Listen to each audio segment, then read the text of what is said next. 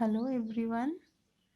Today we will start some more numericals based upon analytic function and harmonic function. Every analytic function f of z is equals to u plus iv defines two family of curves. Okay. So function is your f of z is equals to u plus iv, where u is your one family of curve and v is another family of curves. These two always satisfy the Laplacian equation, that is your nabla square u is equals to 0. This is your Laplace equation. Then you say that these two are harmonic. These two u and v are two family of curves, and these two family of curves form an orthogonal system. Orthogonal means if u is equals to x, u of xy is equals to constant, is a family of curves like this, and v is another family of curve like this, then this two makes an orthogonal system. That means their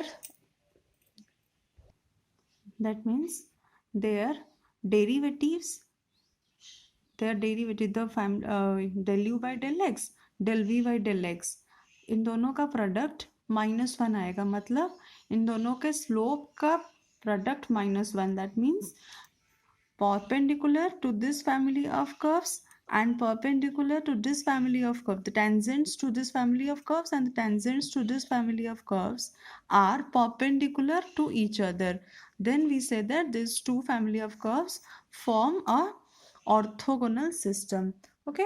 For example, हम लोग generally at analytic function को बहुत सारे जगह पे use कर सकते हैं, क्योंकि ये हार्मोनिक, इसका जो दो पार्ट है, रियल पार्ट और इमेजिनरी पार्ट, ये लैप्लासियन इक्वेशन को सेटिस्फाई कर सकता है. इसलिए और जनरली लैप्लासियन इक्वेशन हम लोग बहुत जगह पे यूज़ करते हैं. जैसे अगर u तुम्हारा पोटेंशियल फंक्शन है इलेक्ट्रोस्टैटिक फील्ड में, अगर u तुम्हारा पोटेंशियल फंक्शन है तो ये लैप्लासियन इक्वेशन को सेटिस्फाई करेगा. मतलब nabla square u is equals to 0 होगा. तो इसका जो हार्मोनिक कॉन्जुगेट है वो क्या है? v है. u का हार्मोनिक कॉन्जुगेट v होता है, और ये v क्या होगा? पोटेंशियल फंक्शन के ऊपर जो ऑर्थोगोनल सिस्टम क्रिएट कर रहा होगा, that is your stream function. तो अगर तुम्हें इलेक्ट्रोस्टैटिक फील्ड में u गिवन होगा, पोटेंशियल फंक्शन गिवन होगा, तो तुम इसका harmonic conjugate stream function find out कर सकते हो. ओके. अगर स्ट्रीम फंक्शन गिवन होगा तो पोटेंशियल फंक्शन फाइंड आउट कर सकते हो. तो ये एनालिटिक फंक्शन का एक एप्लीकेशन है इलेक्ट्रोस्टैटिक फील्ड में. सिमिलरली हीट फ्लो प्रॉब्लम्स में अगर u तुम्हारा आइसोथर्मल्स लाइन है, आइसोथर्मल लाइंस हैं, तो उसका हार्मोनिक कॉन्जुगेट भी जो है वो हीट फ्लो लाइंस होगा. If one is given then the other one you can calculate very easily. We will discuss it in a numerical. Let us consider this numerical. If w is equals to phi plus iota psi represent a complex potential function of an electrostatic field, and psi is the potential function minus x cube plus 3x square plus 3xy square plus 1, then find the stream function phi. तो इसमें आपको क्या है? w is equals to 5 plus iota psi. ये एक complex potential function है, मतलब एक इलेक्ट्रोस्टैटिक फील्ड की इक्वेशन के बारे में कहा गया है, where psi is the potential function, जिसमें आपको पोटेंशियल फंक्शन साई गिवन है ये. और आपको क्या फाइंड आउट करना है? स्ट्रीम फंक्शन फाइंड आउट करना है. मतलब जो साई को परपेंडिकुलर होगा वो आपको गिवन है. जो साई फंक्शन को ऑर्थोगोनल सिस्टम क्रिएट कर रहा होगा वो आपको फाइंड आउट करना है. That is your stream function आपको फाइंड आउट करनी है. और आपको पता है ये एक एनालिटिक फंक्शन फॉर्म करता है, और इसका जो हार्मोनिक कॉन्जुगेट अगर तुम निकालोगे तो वो तुम्हें स्ट्रीम फंक्शन देगा. तो ये मेथड हमने ऑलरेडी पहले डिस्कस किया गया है कि अगर u गिवन होगा आपको v कैसे निकालनी होती है, या तो v गिवन हुआ तो u कैसे निकालनी होती है. वही सेम प्रोसेस हम अप्लाई करेंगे. अगर साई गिवन है तो हम फाई कैसे निकालेंगे? मतलब imaginary part is given to you, you have to find the real part. Previously हमने डिस्कस किया था कि रियल पार्ट गिवन होगा तो इमेजिनरी पार्ट कैसे निकालेंगे. तो यहाँ पे हमें इमेजिनरी पार्ट गिवन है, psi is equals to this, then इसी को डिफ्रेंशिएट कर लो विथ रिस्पेक्ट टू एक्स में, del psi by del x is equals to -3x² plus 3y²। सिमिलरली इसको विथ रिस्पेक्ट टू वाई में भी डिफ्रेंशिएट कर लो, del psi by del y is equals to 6xy। अब psi is the imaginary part of w is equals to 5 plus iota psi, जो कि एक एनालिटिक फंक्शन है, तो ये जरूर कॉची रीमन इक्वेशन को सेटिस्फाई करेगा।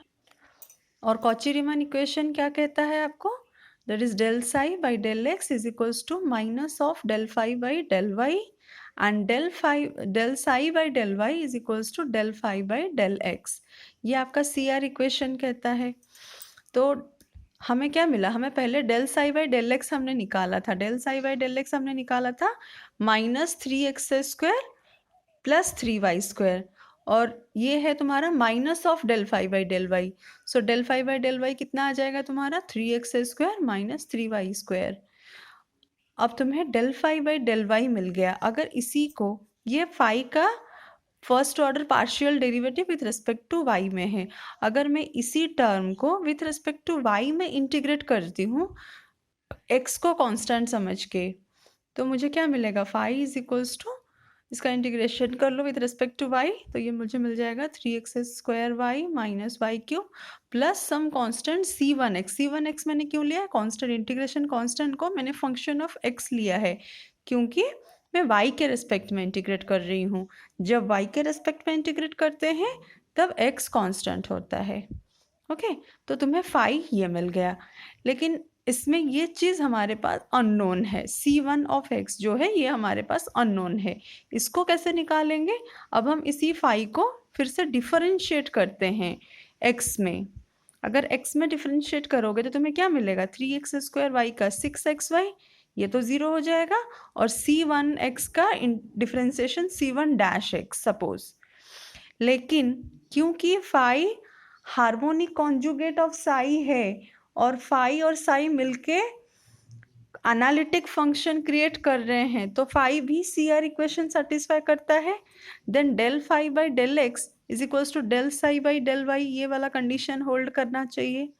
और ऑलरेडी हमें पहले से del psi by del y क्या मिला हुआ है, सिंपल 6xy मिला था, और हम यहाँ पे हमने क्या फाइंड आउट किया, del phi by del x is equals to 6xy plus c1-x। तो इन दोनों को कंपेयर करो, देखो c1-x इज इक्वल्स टू 0, तो c1- अगर 0 हो गया तो उसका इंटीग्रेशन क्या होगा, c1x कांस्टेंट होगा, तो हमें क्या मिल गया फिर, फाई इज इक्वल्स टू, ये ऑलरेडी था और ये हमारे लिए अननोन था, जो कि हमने फाइंड आउट कर दिया another constant, suppose it be c2 c3 whatever you consider it. Thus phi हमें क्या मिल गया, 3x² y minus y³ plus some constant c3। okay, so phi is now this one which is your required stream function। okay, तो इस तरह से हम अगर इलेक्ट्रोस्टैटिक फील्ड गिवन होगा तो पोटेंशियल फंक्शन और स्ट्रीम फंक्शन निकाल सकते हैं। सिमिलरली अगर हीट फ्लो प्रॉब्लम्स होगा, तो अगर आइसोथर्मल्स लाइन है तो आप हीट फ्लो का इक्वेशंस भी निकाल सकते हैं। तो this is all about your analytic function application in flow problems, and you have to complete the exercise 3.6 of your NP Bali book. It has many important questions for your exam point of view. Okay, and go through its examples also. Thank you all of you. Have a great day.